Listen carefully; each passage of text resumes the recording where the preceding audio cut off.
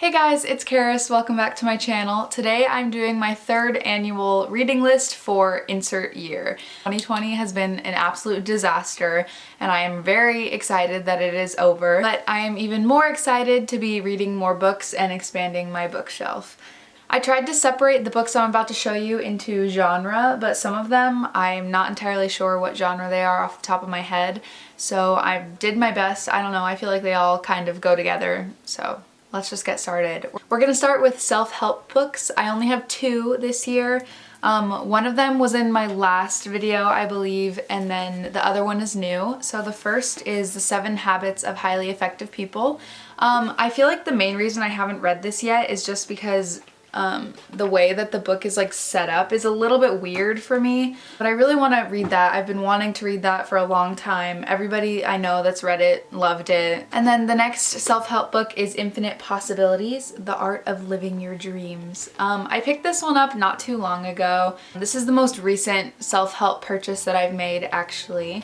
And it's about manifesting your dreams and tips and tricks to get there. I started reading the prologue, but I never finished it. And then the next category of books that I have are all of my Book of the Month books. So the first one is Anxious People, and this is actually really popular on Goodreads right now. So Anxious People is about a group of people who get basically trapped together when a robbery goes wrong, and now they're all being held hostage, because each of them carries a lifetime of grievances, hurts, secrets, and passions that are ready to boil over. None of them is entirely who they appear to be, and all of them, the bank robber included, desperately crave some sort of rescue. As the authorities and the media surround their premises, these reluctant allies will reveal surprising truths about themselves and set in motion a chain of events so unexpected that even they can hardly explain what happens next. Another book from Book of the Month that I want to read that hasn't been mentioned in one of my previous videos is Pretty Little Wife. I think this was my book that I got this month. This book is about a woman who lives in this town where this girl disappeared like a couple months ago or something, and then her husband disappears and everyone in the town is like worried, like where did they go? But then the wife, Lila, is worried because she was the last one to see her husband's body and now it's gone. This is like a whole mystery plot twist thing. So the next genre that we're moving on to is YA. Books that I know like completely 100% match the YA fiction description. The next book is One of Us is Lying, and this book is about 5 people that get stuck in detention. Bronwyn the Brain is Yale-bound and never breaks a rule. Addie the Beauty is the picture-perfect homecoming princess. Nate the Criminal is already on probation for dealing. Cooper the Athlete is the all-star baseball pitcher, and Simon the Outcast is the creator of Bayview High's notorious gossip app. The thing is, when detention is over, Simon is dead.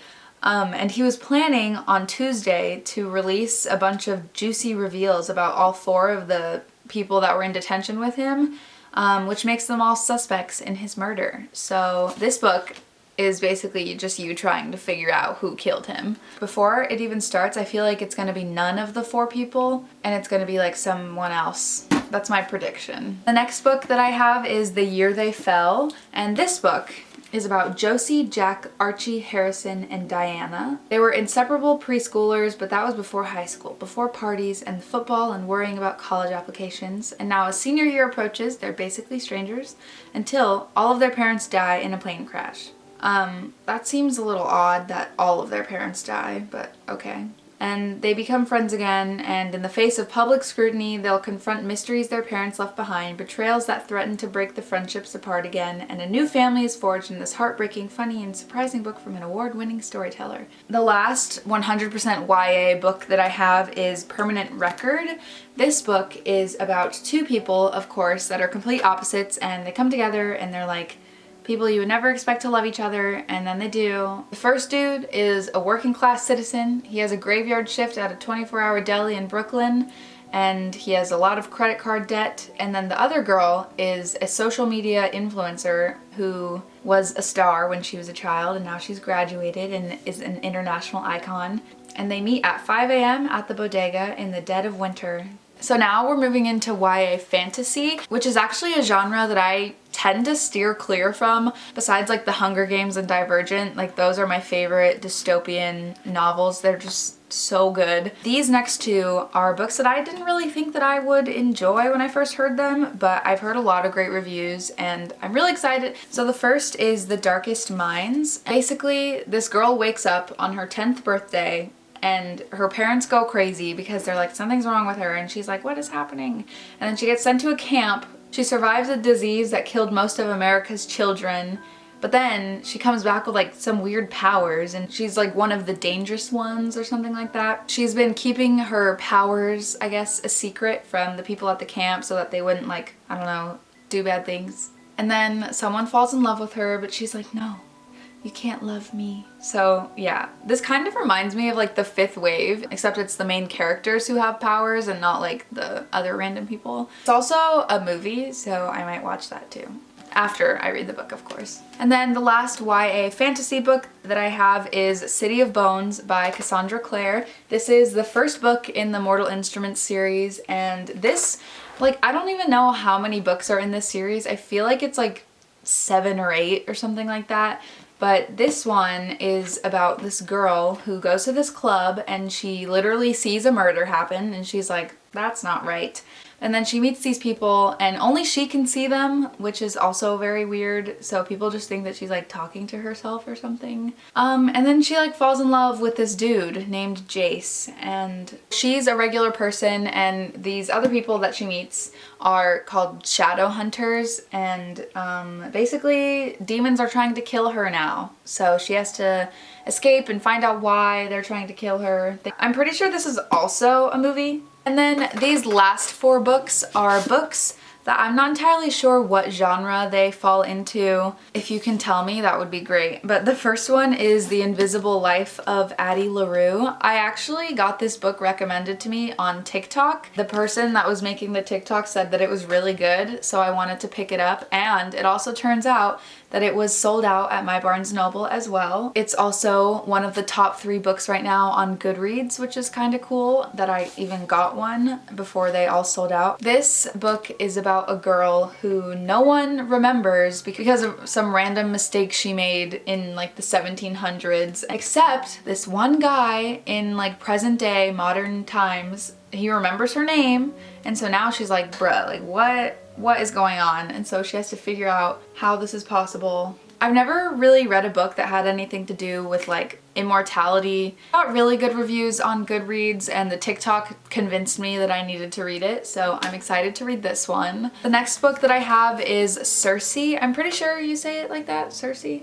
This book is about Circe, who is the daughter of Titans, and she realizes that she does have powers. She can indeed practice witchcraft, which can transform rivals into monsters and menace the gods themselves.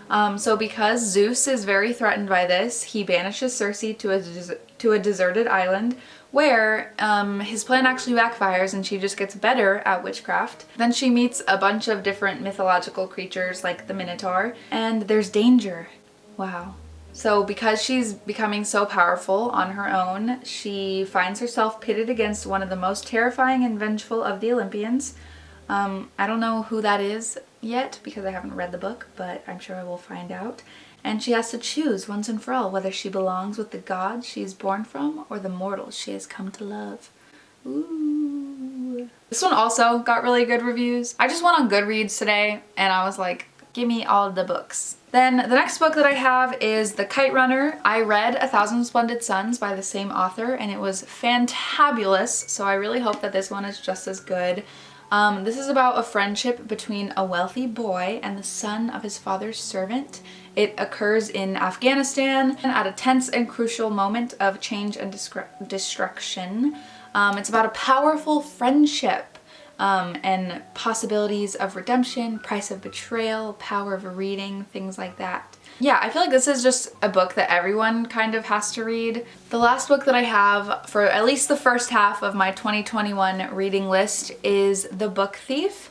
This is also, like the last one, just a classic that everyone has to read. I'm surprised I haven't read it yet. It's about this girl who finds an object in the snow. It's the Gravedigger's Handbook. and it was left by accident at her brother's funeral, and this is the first book that she steals. This book takes place in 1939 in Nazi Germany, and her family is hiding a Jewish man in their basement, so everyone is on edge and things are looking really not good for her until she finds this book. I'm not entirely sure what the plot of this book is, but like all of the books that I mentioned earlier, it got really good reviews on Goodreads.